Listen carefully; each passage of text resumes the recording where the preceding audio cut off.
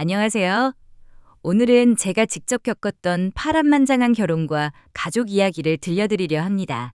저는 올해 35살, 서울에서 일하는 직장인입니다.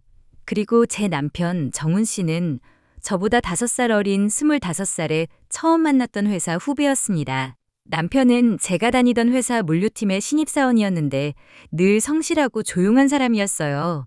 또래 남자애들처럼 술자리나 놀기를 좋아하지 않고 퇴근하면 불이 나게 집으로 가는 모습이 참 인상적이었습니다. 처음엔 나이 차이가 있고 부서도 달라서 이성적인 마음은 품지 않았죠. 그러다 연말 막년회에서 같은 테이블에 앉게 되었는데 그는 술 한 모금 마시지 않고 고기만 묵묵히 먹더군요. 제가 음료수라도 드세요. 체하면 고생해요 하고 유리컵에 콜라를 따라주니 연신 고맙다며 웃는 모습. 그때부터 마음이 쓰이기 시작했습니다.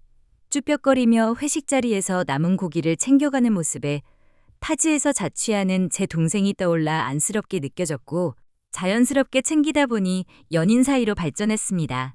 알고 보니 남편은 가족과 함께 살고 있었는데 집안 사정이 무척 어려웠습니다. 술주정뱅이 아버지 대신 가장 노릇을 하며 고등학교도 포기하고 일찍부터 공장과 물류 일을 했던 거죠. 그런 사정을 알게 되니 더더욱 그가 애틋했고 결국 결혼까지 결심하게 되었습니다. 하지만 시댁은 달랐습니다. 진아 씨가 35이라 결혼이 급할지 몰라도 우리는 아직 정훈이를 보낼 생각이 없어요.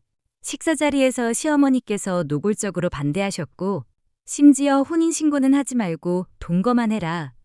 아이가 생기면 그때 신고하라는 조건까지 내걸었습니다. 결국 우리는 결혼식을 올리고도 혼인신고는 하지 못한 채 신혼을 시작했죠. 결혼 생활은 쉽지 않았습니다. 제가 봉사활동을 다니는 것도 주제넘다라며 탐탁치 않아 했고 시누이 생일에 백화점 상품권을 드리니 이따위로 때우냐며 면박을 주기도 했습니다. 그때부터 신랑과 자주 다투기도 했죠. 결정적으로는 시어머니가 집에 찾아와 피선지를 뿌리고 물건을 던지며 난동을 부린 사건이 있었습니다. 경찰까지 불려오는 소동 속에서 저는 신랑이 그동안 얼마나 가정에서 고립되어 있었는지 절감하게 되었죠. 그 후에도 이상한 기운은 계속 느껴졌습니다. 어느 날 시댁에 들렀을 때 시어머니가 작은 방에서 두 딸과 속삭이며 이야기를 나누는 걸 들은 적이 있었습니다. 이번엔 확실하게 해야 돼. 정훈이 없으면 우리가 살 길이 열린다니까. 엄마, 너무 위험한 거 아니야? 걱정 마. 남들 모르게 조용히 하면 돼. 대신 돈이 좀 필요해.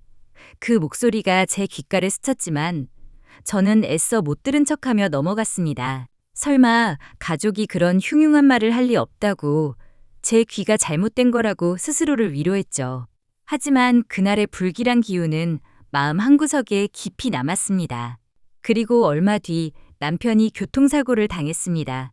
다행히 큰 부상은 아니었지만 그 후 이상한 일들이 계속됐습니다. 화분이 머리 위로 떨어지고 길을 가다 오토바이가 스쳐가는 등 섬뜩한 일들이 반복됐습니다. 그러다 결국 남편이 큰 사고로 응급실에 실려갔습니다. 의사는 얼굴이 굳은 채 저를 바라보며 말했습니다. 아내분, 지금 피를 너무 많이 흘려서 곧바로 수혈을 해야 합니다. 혈액형이 RH-B형인데 흔치 않은 혈액이라 바로 구하기가 어렵습니다. 가족 중에 같은 혈액형이 있으십니까? 그 순간 저는 머릿속이 하얘졌습니다.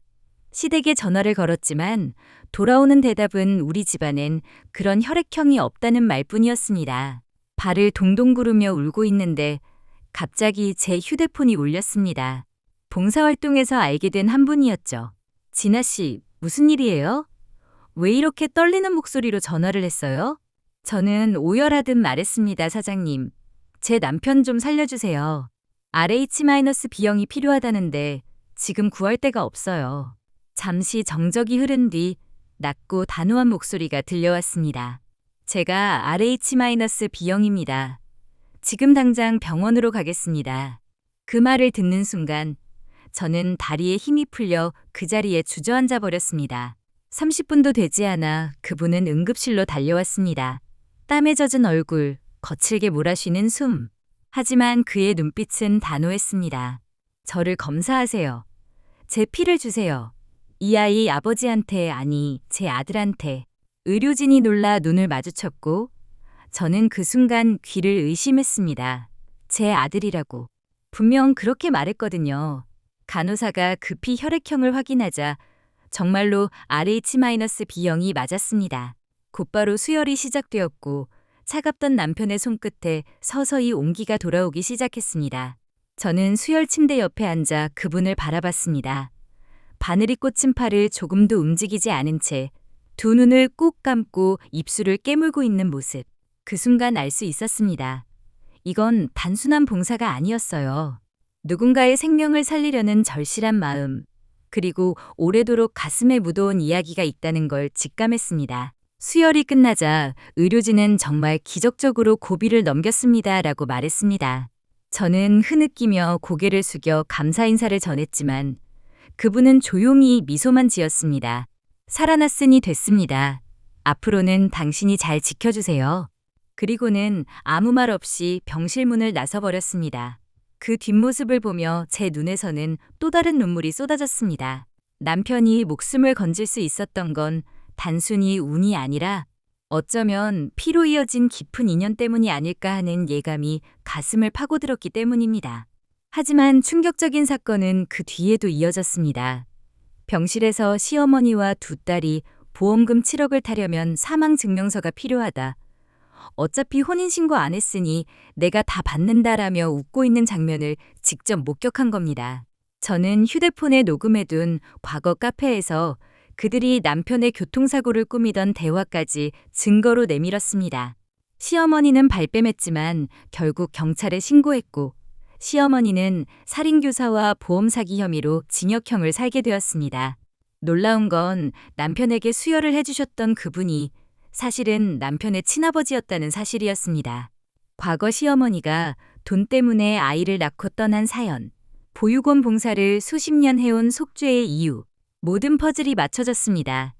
남편은 친아버지와 눈물의 재회를 하게 되었죠. 그 후 우리는 혼인신고를 정식으로 마쳤고 시댁과는 완전히 인연을 끊었습니다. 몇 년 뒤 저는 40의 나이에 귀한 아이를 낳았고 서툴지만 다정한 남편은 이제 좋은 아버지가 되어가고 있습니다. 새로 만난 시아버지와도 가족 같은 시간을 보내며 진정한 가족의 의미를 배워가고 있습니다. 처음 만났을 땐 아픈 손가락 같던 제 남편이 이제는 제 인생의 든든한 버팀목이 되었고 부모의 사랑을 제대로 느끼며 살아가길 바라는 마음뿐입니다. 긴 제 이야기를 끝까지 들어주셔서 감사합니다. 여러분의 가정에도 늘 평안과 따뜻한 사랑이 함께하기를 진심으로 바랍니다.